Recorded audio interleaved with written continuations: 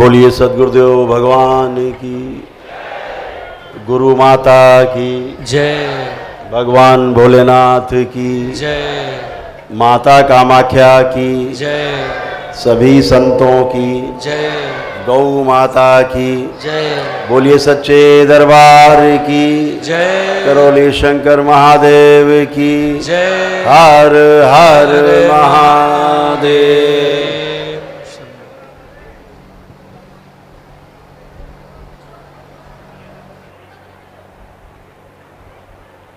सर्वप्रथम अपने परम पूज्य गुरुदेव,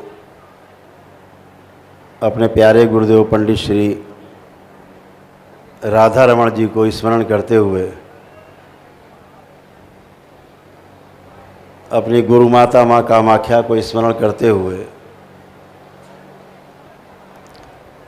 इस गुरु पूर्णिमा के पावन पर्व पर आप सभी को बहुत बहुत हार्दिक बधाई और शुभकामनाएं।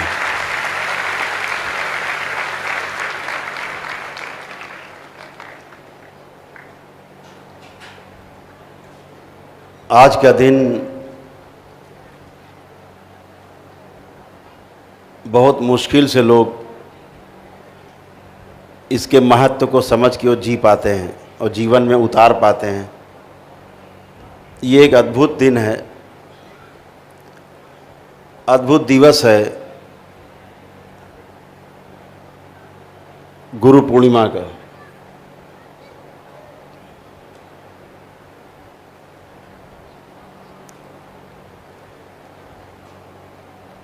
यह पर्व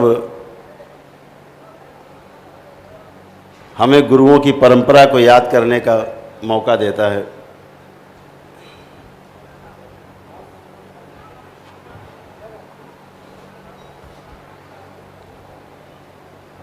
और हमें प्रेरणा देता है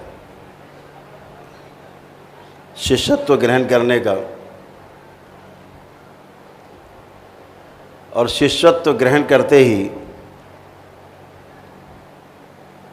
पूर्ण गुरु बनने तक की यात्रा का पथ खुल जाता है।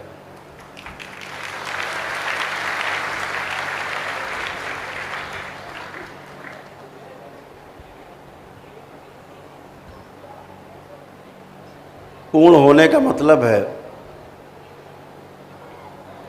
समाप्त हो जाना, पूरा हो जाना।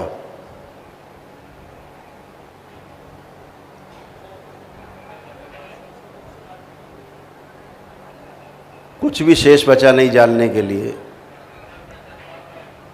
जब कुछ भी नहीं बचा जानने को तो पूर्णता कहते हैं, अर्थात कुछ भी शेष नहीं बचा। जब तक शेष बचा रहता है,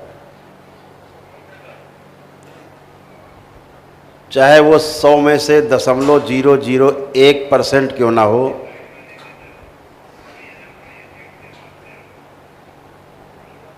तब तक बार बार इस पृथ्वी पर जन्म लेना पड़ता है। यहाँ ऐसा कोई भी मानक नहीं है कि आप 60% ले आए तो आप फर्स्ट डिवीजन पास हो गए।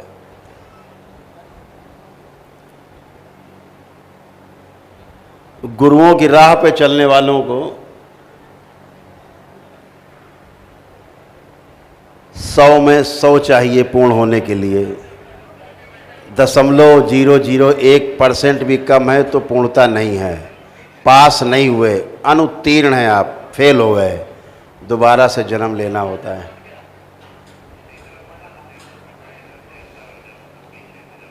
यहाँ कोई कि 60% पा गए तो फर्स्ट डिवीज़न हो गए, कोई डिवीज़न नहीं है यहाँ, पूर्ण है।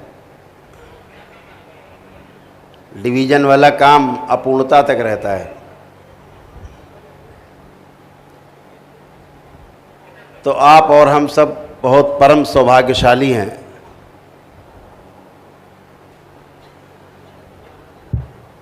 कि हम लोगों को इसी जन्म में, इसी शरीर यात्रा में हमारे परम पूज्य गुरुदेव पंडित श्री राधा रमण जी मिश्र हमारे पथ प्रदर्शक हैं, हमारे साथ हैं, हम उनके साथ हैं।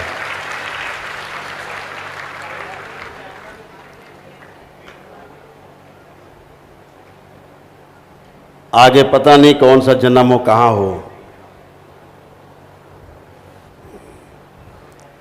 फिर पंडित श्री राधा रमण जी मिश्र मिलेंगे कि नहीं मिलेंगे पता नहीं, लाखों वर्षों तक कहो न मिले। तो एक मौका है, एक अवसर है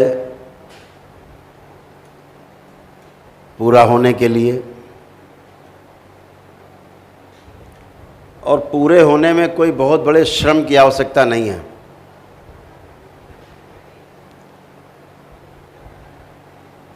अधूरे बने रहने के लिए श्रम करना पड़ता है, लेकिन पूरा होने के लिए, पूर्ण होने के लिए विश्राम की आवश्यकता है।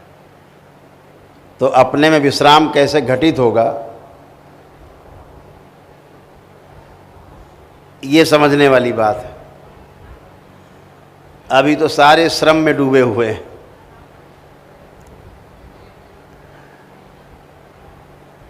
कहा गया ना कि राम काज कीने बिना मोहि कहाँ विश्राम।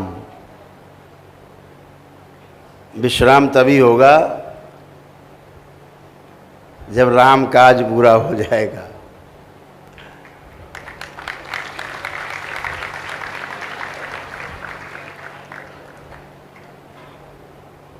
तो बाबा से जुड़ करके, माँ से जुड़ करके आप बहुत परम सौभाग्यशाली हैं। सभी लोग, आपके लोग, आपका कुल, जो निश्चित रूप से इस जन्म में तर जाएगा पूरा कुल, अगर आप प्रयास करेंगे।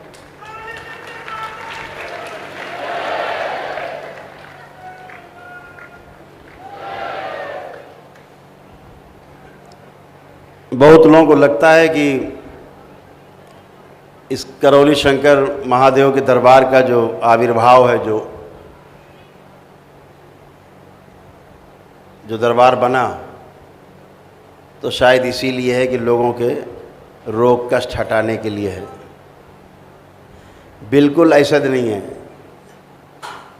ये दरबार इसलिए बना कि ताकि आप जैसे लोग यहाँ पैदा हो सकें और लोगों के कष्ट और दुख हटाएं, इसीलिए पैदा हो।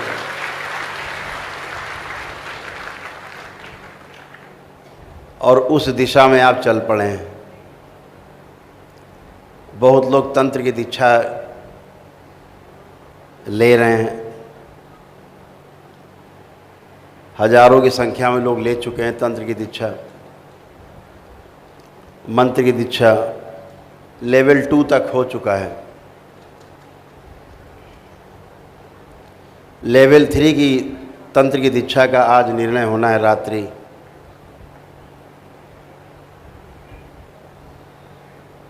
तो गुरु का महत्व तो हमारे जीवन में हर क्षण है। हर क्षण जो हमने सीखा है वो अपने से कुछ ऊपर वाले से सीखा है, ऐसा बिल्कुल भी नहीं है। अपने से छोटों से भी सीखने का मौका मिलता है।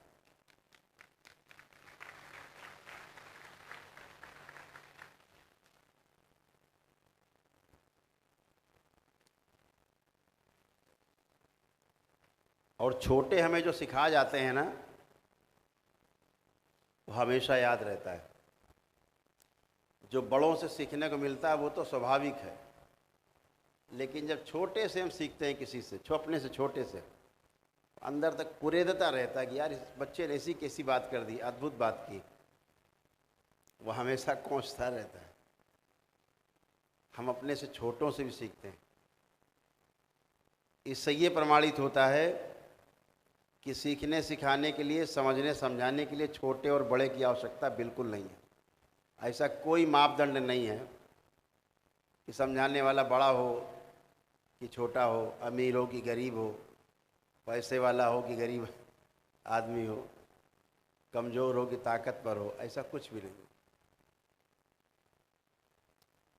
क्योंकि जीवन को समझना है और समझाने वाला जीवन ही है दूसरा, जो ज़्यादा समझ के बैठा है और आपको समझा जाता है, समझने के लिए प्रेरित करता है। आपको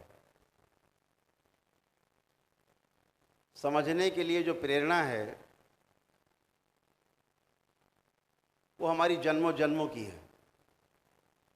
कोई नई प्रेरणा अंदर नहीं है कि हमें कोई समझाए, हम समझना चाहते हैं। पीछे से चले आ रहे हैं, समझते समझाते।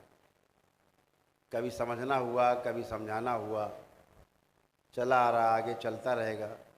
जिसने ये अवसर खोया इस शरीर यात्रा में, वो उसी कालम में आगे चला जाएगा। मरने के बाद वही समझने समझाने वाला झगड़ा पड़ा रहेगा। इस दरबार में एक अवसर है जहां आपको स्वयं से समझना है, स्वयं को समझना है। आपके अपने अनुभव उनसे समझना है। बाकी तो सब सूचना है, बाकी सब इन्फॉर्मेशन है। नॉलेज अपने आप से ही आएगी, आती भी है, यही नियम है। किसी दूसरे से नॉलेज कभी नहीं आती। एक रास्ता केवल नॉलेज आने का है, सिर्फ एक रास्ता। ज्ञान आने का सिर्फ एक रास्ता है।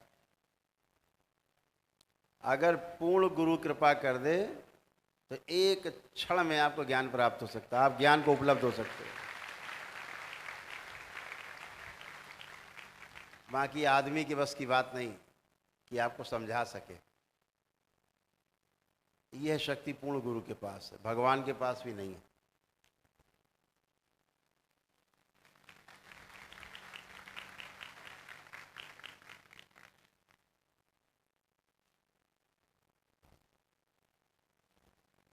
तो इसलिए ये एक अवसर है और इस अवसर को पूरा सदुपयोग करना है।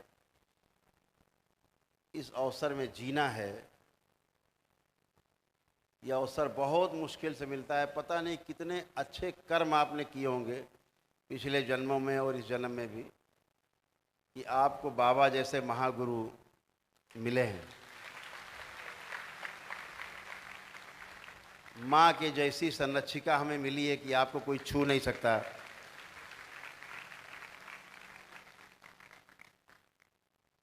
इस ब्रह्मांड में किसी की हैसियत नहीं जो आपको छू के निकल जाए।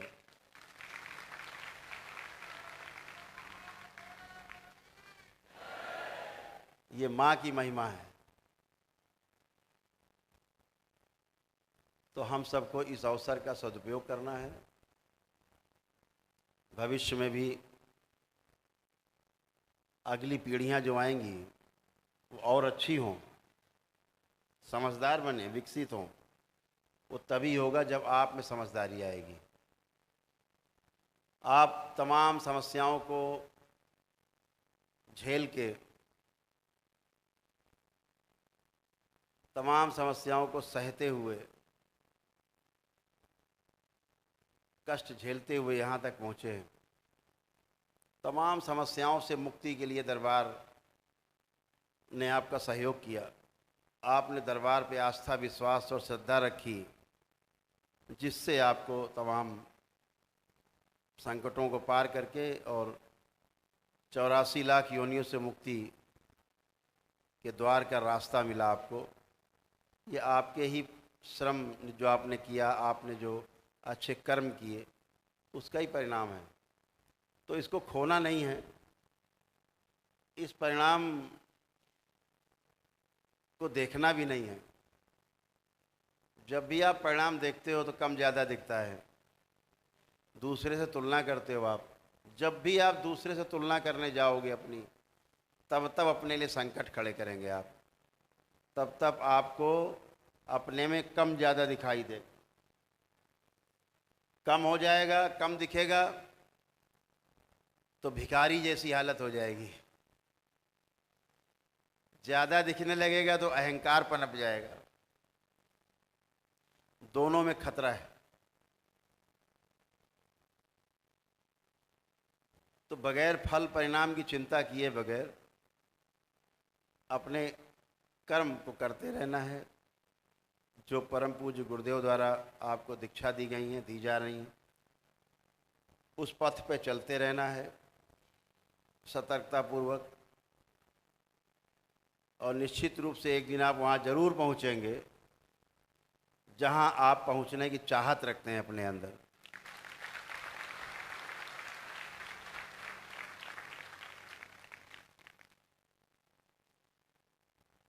साक्षात जगदम्बा।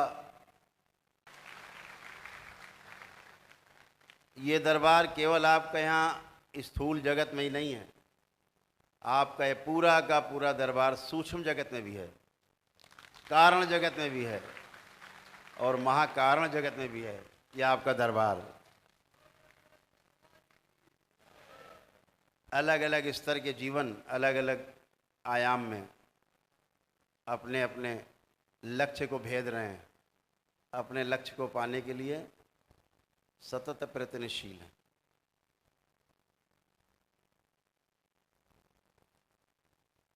दो शरीर मरते हैं, छूटते हैं,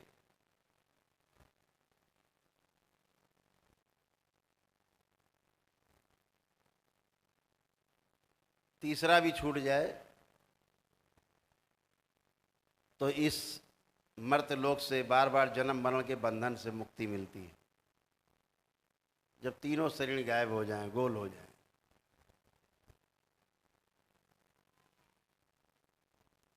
अभी हाड़ मास का शरीर छूटता है,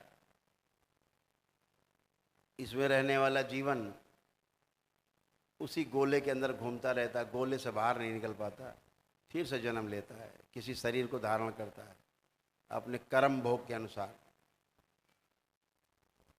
जिसने कर्म भोग के सिद्धांत को समझ लिया, ध्यान रखिएगा, जिसने ठीक से कर्म भोग के सिद्धांत को समझ लिया, वो ध्यान रखे, वो समझो सतर्क हो जाएगा, एकदम सतर्क रहेगा। और जिसने कर्म भोग के सिद्धांत को नहीं समझा, वो अपने आप को वीर बहादुर बना रहेगा, उल्टा सीधा काम करता रहेगा। उसको कभी लगेगा कुछ होता है भगवान जैसा, फिर कभी लगेगा नहीं होता है, ऐसे भ्रम में जीता रहेगा। तो ध्यान रखें, कर्म भोग जैसे दरबार ने अपनी परम पूजनीय माँ, जो शक्ति स्वरूपा माता माँ कामाख्या है,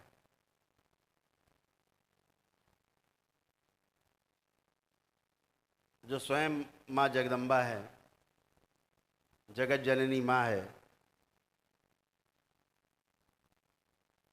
वो इस दरबार में विराजमान है।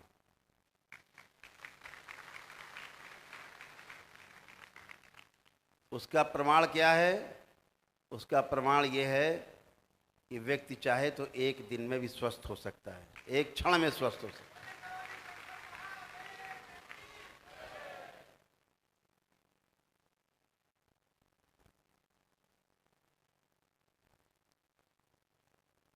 हो रहे हैं रोज, बाकी जगह क्यों नहीं हो पा रहे हैं? जहाँ ढिंढोरा पीटा जा रहा है कि माँ विराजमान है, वहाँ क्यों नहीं हो पा रहे हैं? वहाँ के लोग, पूजा करने वाले लोग खुद ही बेचारे बीमार हैं, परिवार बीमार है।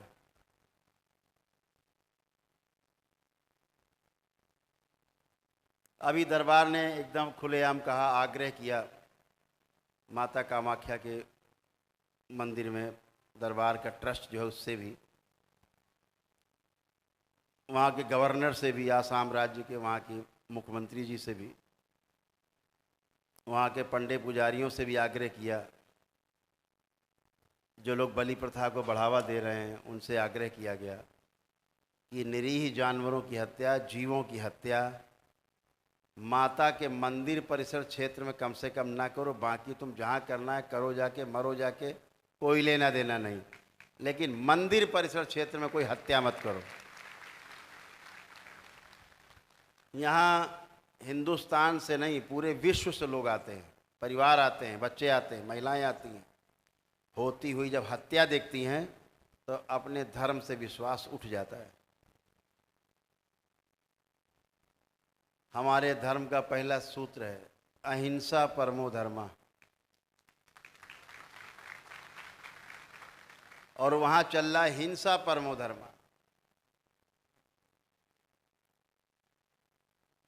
हमारा संविधान भी इसका समर्थन नहीं करता, हत्या का, किसी भी जीव की हत्या का समर्थन नहीं करता। और हमारा सनातन धर्म तो चींटी की भी हत्या को पाप माना गया है, जहाँ बड़े बड़े जानवरों का गला रेत दिया जाता है। माँ इसे कतई स्वीकार नहीं करती। माँ को बिल्कुल पसंद नहीं कि कोई जीव की हत्या उसके समक्ष की जाए, और ना माँ उस बलि को कभी स्वीकार करती है। ये मेरा अपना अनुभव है, इस दरबार का आप सबका अनुभव है कि आपसे कभी कोई बलि नहीं मांगी गई, कोई बलि आपसे नहीं कराई गई। बिना बलि के आप सब अच्छे हुए। जो बलि दे करके भी स्वस्थ नहीं हुए वो भी यहाँ बैठे, यहाँ आए हैं। जो हर साल बलि देते हैं वो भी यहाँ बैठे हुए हैं, लेकिन यहाँ बगैर बलि के दिए हुए अच्छे हुए हैं, स्वस्थ हुए हैं। निश्चित रूप से बलि प्रथा उन लोगों ने चलाए जिनको मांस खाने का बड़ा शौक है। समाज में मांस खाना अच्छा नहीं माना जाता है, न माना जाता था, न कभी माना जाएगा, क्योंकि मनुष्य मांस खाने के लिए पैदा नहीं हुआ। ना उसके शरीर का ऐसा कोई डिजाइन बना है कि वो मांस खा सके, पचा सके। आप केवल जो खाते हैं मांस वगैरह, उसका मसाले का टेस्ट लेते हैं बस। मांस का क्या टेस्ट है? कोई टेस्ट ही नहीं है। मांस का कोई स्वाद नहीं है, मसाले का टेस्ट लेते हैं।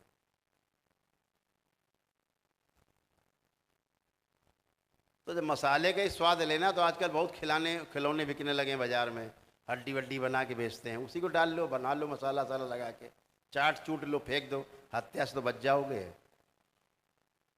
जीव हत्या से तो बचोगे। मसाला चाट लो, क्योंकि मांस तो अंदर पचता ही नहीं है। आपकी आंतें नहीं हैं इस लायक कि पचाए जा सके। आपकी आंतें जो बनी हुई हैं, आपके दांत जो बने हुए हैं, आपका आमाशय बना हुआ है, आपके शरीर की जो रचना है, रस रसायन अंदर धातुएं हैं, वो सारी शाकाहारी वस्तुओं के खाने के लिए हैं और उनको पचाने के लिए हैं। मांस खाने के लिए बिल्कुल भी नहीं। मांस खाने वाले जानवरों के दांत अलग होते हैं, उनके नाखून अलग होते हैं, उनकी आंतों की डिजाइन अलग होती है, उनके आमाशय की डिजाइन अलग होती है, उनके शरीर में जो रस रसायन है उसकी क्रिया प्रक्रिया भी हमसे अलग होती है। लेकिन जिन शरीरों में दैत्य प्रवेश कर जाते हैं गलत पूजा पाठ के कारण, पीढ़ियों से चले आ रहे दैत्य, तो अगर दैत्य अंदर रहेंगे तो वे तामसिक भोजन मांगेंगे, क्योंकि उन्हें मांस चाहिए, मदिरा चाहिए, उन्हें तमाम प्रकार के व्यसन चाहिए जो आपके शरीर में रह के खाएंगे, करेंगे। जो सात्विक लोग हैं, सात्विक पूजा करते हैं, देवी देवता उनके आसपास रहते ही रहते हैं, कभी मांस को स्वीकार नहीं करते। तो दरबार ने विरोध किया और अमावस्या के दिन 18 जून को माँ के जो अम्बुवाची महापर्व था, 22 जून से प्रारंभ होकर 26 जून को निवृत्ति काल था। तो दरबार ने 18 जून को ही 5 दिन पहले ये घोषणा कर दी थी कि माँ क्रोधित है तुम्हारी बलि से, तुमसे तुम्हारे परिवार के सदस्यों को बचाओ, अपने बच्चों को बचाओ, इस बलि प्रथा से बचो। वहाँ जाने वाले भक्तों को भी आगाह किया गया कि पंडे पुजारी कहें कितना भी डराएं आपको कि अगर आप बलि नहीं दोगे तो पूजा पूर्ण नहीं होगी, उनके झांसे में बिल्कुल मत आना। अपना बकरा पाले हुए 10-20 अपना ही बकरा आपको बेच देते हैं और बलि करके वो बकरा खा जाते हैं। चलो वहाँ देखो जाके, गली गली बकरे बंधे हुए हैं, वहाँ के पंडों ने बांध रखे हैं बकरे खुद ही। बहुत अच्छा व्यापार है भाई, हमने दिल्ली में भी देखा ये व्यापार होते हुए।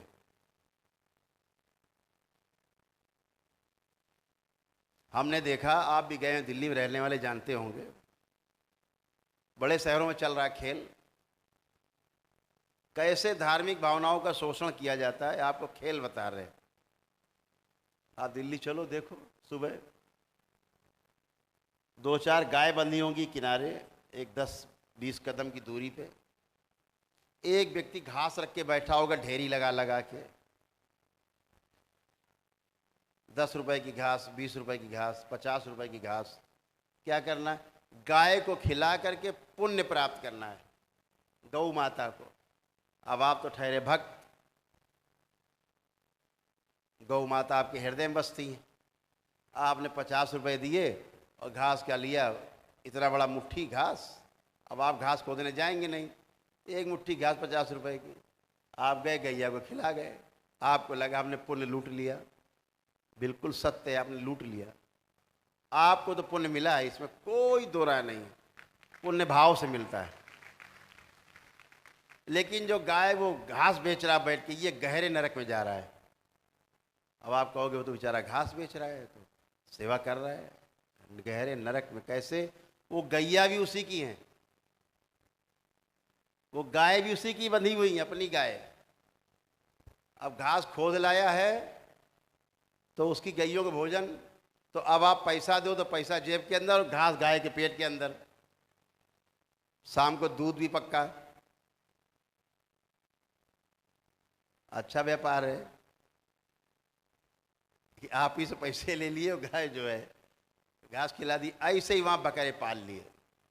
कई जगह देखते हैं भक्त जाते, कई जगह कई दरबारों में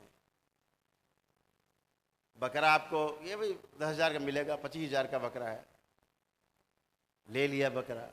बकरा पंडा महाराज का है, व्यापार कर रहे हैं पंडा जी, और काट दिया, बलि हो गई। अब पंडा जी मांस पका के खाएंगे, बकरा भी खा गए पंडा जी, और रुपया भी जेब में चला गया, व्यापार भी हो गया, सारे काम हो गए। आपने सोचा कि आपने कोई यज्ञ लूट लिया बड़ा भारी, बकरे की हत्या करके। आप महा नरक में जाते हो, महापाप किया है आपने। ये भोगना पड़ेगा आपको, आपकी आने वाली संतानों को भोगना पड़ेगा। इससे बचने का कोई उपाय नहीं। बचिए, इन नाटक से बचिए, इस खेल से बचिए, इस अपराध से बचिए। करने वाला, कराने वाला और प्रेरित करने वाला, अनुमोदन करने वाला, ये सब के सब नरक में जाते हैं। कृत कारित अनुमोदित और मनसा वाचा कर्मणा, कायिक वाचिक मानसिक, 9 प्रकार के कर्म बताए गए। उनमें 3 बड़े खतरनाक हैं। कृत कारित अनुमोदित, ज़्यादातर यही होता है। उसको भी भोग में जोड़ा गया कि अगर आप सोचते भी किसी के विरुद्ध हैं, इसको मार दें जान से, आपका अपराध तय हो गया, आपका भोग भी तय हो गया। अभी मारा नहीं, आपने सोचा है, ये भी अपराध है। मनसा वाचा, आप बोलो इसको मार देंगे जान से, ये भी अपराध हो गया आपका, इसका भोग भी है। कर्मणा, कर दिया, ये भी अपराध है, इसका ही भोग है।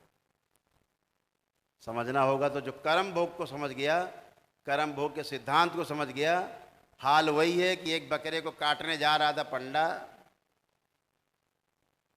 तो बकरा बहुत जोर से हंसा। पंडे ने पूछा, भैया तो हंस क्यों रहा है, तुझे तो हम काटने जा रहे, गड़ासा देख ले। उसने कहा, वो तो देख लिया पहले ही हमने, तुम्हारी आंखों में गड़ासा दिख गया था हमें,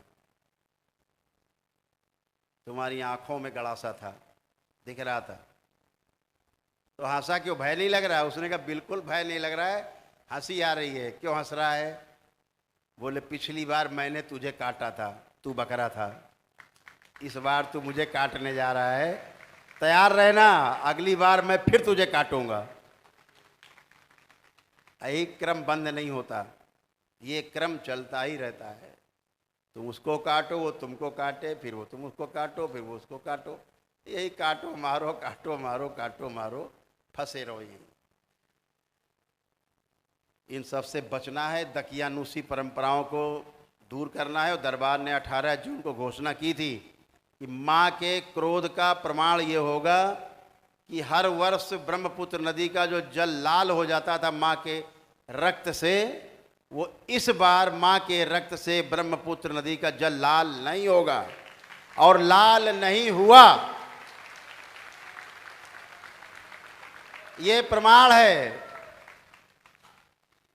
इसलिए वहाँ के पंडे पुजारियों को फिर से आग्रह करते हैं कि माँ के कोप से बचो, अन्यथा ये ध्यान रखो कि माँ पूरी की पूरी इसी करौली सरकार, करौली शंकर महादेव के दरबार में यहीं सदा सदा के लिए सात्विक रूप से यहीं पर स्थापित हो जाएगी, स्थिर हो जाएगी हमेशा के लिए, और नीलांचल पर्वत सदा सदा के लिए छोड़ देगी। ये ध्यान रखें। अभी भी जो अपराध कर रहे हैं बचें, अपने स्वार्थ में जो अपराध कर रहे हैं, निरीह जानवरों की हत्या कर रहे हैं, उनसे बचें।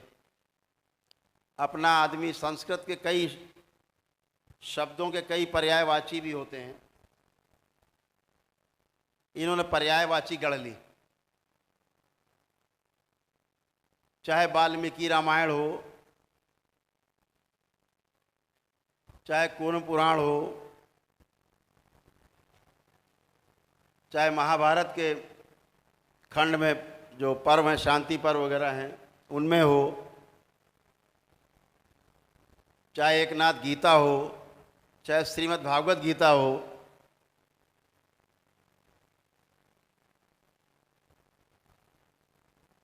सब जगह सबसे पुराना जो हमारा ग्रंथ है जो गाया गया वो है वाल्मीकि रामायण। उस तक में भी स्पष्ट है, यज्ञ हिंसा का एकदम विरोध किया गया है, निषिद्ध किया गया है, नहीं करना है। और साफ कहा गया है कि यह जो अज है, अज का उसमें आहुति देनी है। अज माने 3 वर्ष पुराना अनाज, उसको अज कहा गया।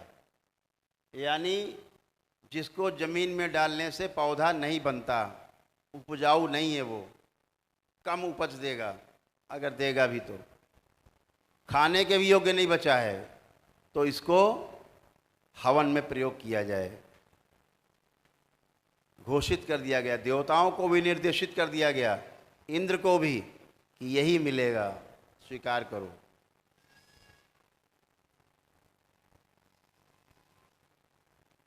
तो क्या हुआ, जो स्वार्थी लोग थे, अज माने बकरा, बकरा भी होता है, तो कहा साहब अज माने बकरा होता, बकरे को हवन में जो आहुति दी जाए।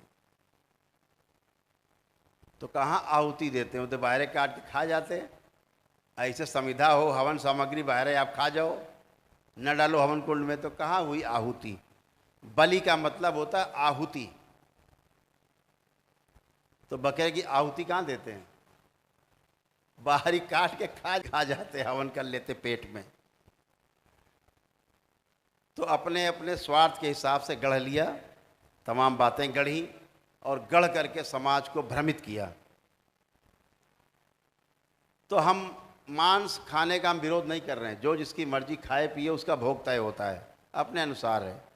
जिसको जहाँ जो ज़्यादा बहुतायत में है वो खाता है, अपने जीवन यापन का तरीका बनाए। लेकिन विरोध इस बात का है कि बलि जो है, जीव हत्या माँ के मंदिर में, माँ के समक्ष सामने जो की जा रही है, उसका हम विरोध कर रहे हैं। और माँ ने प्रमाण दे दिया कि ब्रह्मपुत्र नदी का जल लाल नहीं हुआ, ये प्रमाण दे दिया माँ ने। ये पहली बार घटना घटी है वहाँ। और लेकिन हम जानते हैं दैत्य वहाँ है, दैत्य घुसे हुए अंदर बहुत लोगों में, वो समझने नहीं देंगे, इतनी बड़ी घटना को भी समझने नहीं देंगे। और क्या करेंगे वहाँ के पंडे, अभी भी आप जाओगे तो लाल कपड़ा रंग के आपको दे देंगे। माँ का जल लाल हुआ था, उसमें ये सफ़ेद कपड़ा डुबो करके लाल वस्त्र है, ये लो कांच की कैंटी में लाओ, 551 रुपये लाओ, लाओ 1100 रुपये, फिर भी लाल करके रंग से रंग के आपको दे देंगे। आप जाना, देखो लाल कपड़ा आपको फिर भी मिलेगा, ना मिले तो बता देना, आप लाल रंग से रखेंगे। ये लाल हुआ था जल। तो इनके चाल से बचिए, इनके पाखंड से बचिए। पाखंड को तोड़ना ही धर्म है, गलत बात का विरोध करना भी धर्म है, ये बात हमेशा याद रखो। और हत्यारों की हत्या करना भी धर्म है, ये हमारा कानून भी कहता है। हमारी पुलिस और मिलिट्री मारती है गिरा गिरा के, दौड़ा के, वो भी धर्म में आता है। आतताइयों को बिल्कुल क्षमा करने का कानून भी नहीं करता, दौड़ा के मारता। उनको प्राप्त है, संविधान ने अधिकार दिए हैं हमारी पुलिस को, हमारी मिलिट्री को, ये हत्यारों को दौड़ा के मारो। बिल्कुल नहीं कहा गया हत्या करते रहे तुम हाथ पे हाथ रख के बैठे रहो, मारने दो, कभी नहीं कहा गया। हम लोग उनका सम्मान करते हैं, जब किसी डकैत को मारते हैं, बदमाश को मारते हैं, किसी गैंग को मारती पुलिस, हम लोग सम्मान करते हैं पुलिस का।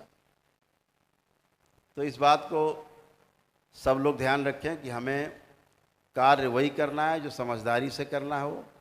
समझदारी से हम आगे जा सकते हैं और कोई रास्ता आगे जाने का नहीं है। ये बात हमेशा ध्यान रखना।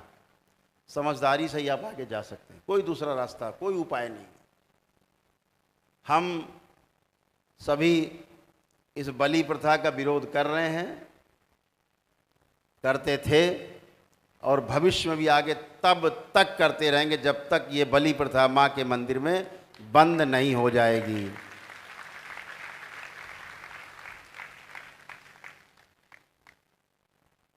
तो मैं सभी भक्तों से आग्रह करता हूं इस मंच के माध्यम से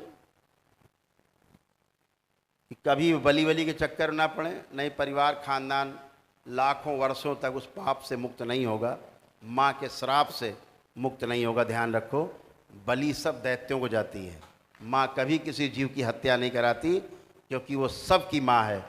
किसी की बलि नहीं लेती, किसी की हत्या नहीं कराती, किसी के प्राण नहीं लेती। माँ आपके एक नारियल से खुश है, उस नारियल में भी प्राण होते हैं। जब नारियल तोड़ा जाता है थोड़े से प्राण उसमें होते हैं, निकलते हैं, माँ उसको ग्रहण करती, खुश होती है सिर्फ नारियल से। माँ आपके भाव से प्रसन्न होती है, माँ आपकी श्रद्धा से, आपकी आस्था से, उसके प्रति विश्वास से माँ प्रसन्न होती है। माँ हत्या से कभी प्रसन्न नहीं होती, और अगर हत्या से प्रसन्न होती हो तो फिर सब लोग अपने अपने घर में बकरा लाओ, अपने घर के आंगन में खड़ा करो, बच्चों की इकट्ठा करो, बच्चों से कटवाओ। कितने लोग कटवाएंगे बकरा अपने घर बच्चों से? हाथ उठाएं। हैं कुछ लोग हैं कटवाने वाले बच्चों से? नहीं, कोई नहीं कटवाएगा। इससे ये साबित होता है कि कोई भी बलि प्रथा का समर्थक नहीं। ये केवल पंडे पुजारी अपने स्वार्थ में कटवा रहे हैं बकरे और भैंसे।